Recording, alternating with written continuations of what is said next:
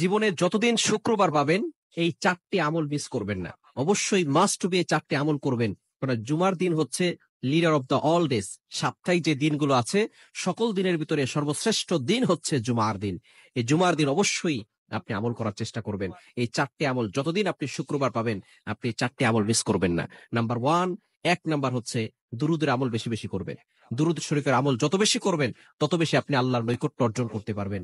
আল্লাহ পাক রব্বুল আলামিন নিজে এই দুরুদ পড়ার কথা কিন্তু জানিয়ে দিয়েছেন। আল্লাহ পাক রব্বুল আলামিন বলছেন, ইয়া আইয়ুহাল্লাযীনা আমানু ওয়া ইউ হ্যাভ বিলিভার্স, ঈমানদারগণ, সাল্লু আলাইহি ওয়া সাল্লিমু তাসলিমা। পবিত্র কুরআনুল কারীম খুলেন 22 নম্বর পারার 5 নম্বর পৃষ্ঠার 4-5 নম্বর লাইনে রয়েছে। আল্লাহ পাক রব্বুল আলামিন সূরাতুল আহজাবের 46 নম্বর আয়াতে আল্লাহ পাক রব্বুল আলামিন জানিয়ে দিয়েছেন। আল্লাহ তাআলা বলছেন, ইয়া আইয়ুহাল্লাযীনা আমানু সাল্লু আলাইহি ওয়া সাল্লিমু তাসলিমা। তোমরা, আল্লাহ পাক রব্বুল আলামিন বলছেন, তোমরা নবী সাল্লাল্লাহু আলাইহি ওয়াসাল্লামের উপরে দুরূদ প্রেরণ করো। সুতরাং জুমার দিন আপনি যত বেশি পারেন নবী সাল্লাল্লাহু আলাইহি ওয়াসাল্লামের উপরে দুরূদ প্রেরণ করবেন। নাম্বার 2, দ্বিতীয় নাম্বার হচ্ছে সূরা কাহফের তেলাওয়াত করবেন। সূরা কাহফ, সূরা কাহফ হচ্ছে খুবই গুরুত্বপূর্ণ একটি সূরা। যে ব্যক্তি জুমার দিনে সূরা কাহফ তেলাওয়াত করবে আল্লাহ পাক রব্বুল আলামিন তাকে দাজ্জালের ফিতনা থেকে হেফাজত করবে। কেন ইমাজিন দ্যাট? আপনি কল্পনা করতে পারছেন? দাজ্জালের ফিতনা হচ্ছে ভয়ঙ্কর ফিতনা। নবীজি সাল্লাল্লাহু আলাইহি ওয়াসাল্লাম শুধু নন, সকল নবীরা এই দাজ্জালের ফিতনা থেকে বাঁচতে তার উম্মতদেরকে সতর্ক করেছেন। আমাদের নবীজি সাল্লাল্লাহু আলাইহি ওয়াসাল্লাম নিজে কিছু সতর্কবার্তা দিয়েছেন। শুধু তাই নয়, দাজ্জাল কেমন হবে সেটাও নবী সাল্লাল্লাহু আলাইহি ওয়াসাল্লাম জানিয়ে দিয়েছেন। সুতরাং এই দাজ্জালের ফিতনা থেকে বাঁচতে এবং দুনিয়ার সকল ফিতনা থেকে বাঁচতে আমরা প্রতি শুক্রবারে জুমার দিনে সূরা কাহফের তেলাওয়াত করব। যদি পুরাটুকু পড়তে না পারি তাহলে কমপক্ষে 10টি আয়াত হলেও আমরা মুখস্থ করে নিব, যাতে করে আমরা প্রতি জুমায় এই আমলটি করতে পারি। 4 নাম্বার আমল হচ্ছে আগে আগে মসজিদে ঢোকা। আগে আগে মসজিদে গেলে একটা উট সর্বপ্রথম যে যাবে একেবারে খতিব সাহেবের সামনে বসবে, কারোর সাথে কথা না বলে খুতবা শুনবে, আলোচনা শুনবে, নামাজ পড়বে, তাহলে আল্লাহ পাক রব্বুল আলামিন তাকে একটি উট কুরবানি করার সওয়াব দান করবে।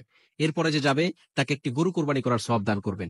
এরপরে যে যাবে তাকে একটি বকরি কুরবানি করার সওয়াব দান করবেন। এভাবে আস্তে আস্তে মুরগি, তারপরে ডিম কুরবানি করার সওয়াব, অর্থাৎ ডিম দান করলে যে সওয়াব হয় সেই সওয়াব আল্লাহ পাক রব্বুল আলামিন তার আমলনামায় দিয়ে দিবে। এজন্য মসজিদে আগে আগে যাওয়ার চেষ্টা করবেন। এবং এত ফজিলতপূর্ণ হাদিস আমি আর পাইনি।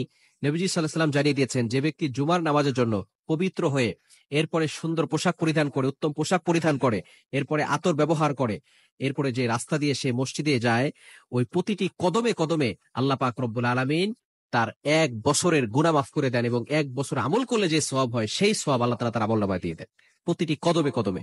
এবার চিন্তা করেন, একটু আগে আগে মসজিদে আসলে সওয়াব কম হবে না বেশি হবে? আসতে পারবো তো ইনশাআল্লাহ?